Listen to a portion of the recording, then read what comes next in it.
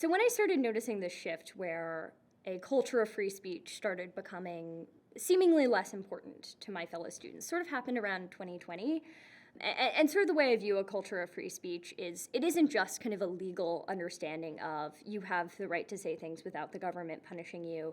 It's more of this kind of multicultural viewpoint diversity kind of based idea that, in a functioning, flourishing society, it can be socially acceptable to profess a wide range of ideas. Like, yes, we have limits, obviously, in terms of what we can socially accept, but there's a pretty big Overton window, and that's perceived as good, right? There being viewpoint diversity is good. The fact that you might have to think about or argue with or even argue in favor of an idea you disagree with is good. When I started noticing that value become less and less important really happened around the summer of 2020. The first 2 years at UVA where I was a student were very different than the last two. And I think there was this shift where I started seeing, rather than there being kind of a principle-based general support for free speech and kind of the ideas of free speech, there started being much more kind of an allegiance to ideology and sort of this idea that ideology matters more than principles. This is almost consequentialist in a way. It's right, like we can abandon our principles if it gets kind of the ultimate goal that we want.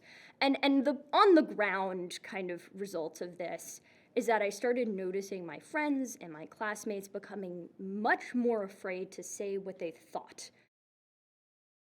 Kind of most concisely, I think the way this problem looked to me on the ground as a student is that people were becoming afraid to say what they thought to be true and to kind of interact with other beliefs out of fear that they might just be convinced by them, right? If you listen to someone that, say, disagrees with you on the issue of abortion, you might be convinced by them, but say on a lot of college campuses, UVA included, being pro-life, for example, is a really socially kind of punished belief to have. It could risk you your friends. It could risk you your reputation.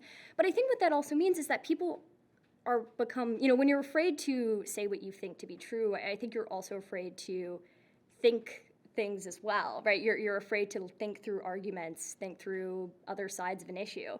And so I think what that makes is people who are less well educated, who are less who aren't as good at arguing, at thinking in multidimensional ways. I think bringing back the abortion example, if you're pro-choice but you don't understand pro-life arguments, you're not going to be very good at convincing people to join your side, right? And you're not going to understand your own side either. Why do you think that this issue is important? Why do you think it's true? You can't really answer that question if you haven't actually talked to someone who's on the other side of the issue. I think it becomes very easy to demonize people who disagree with you.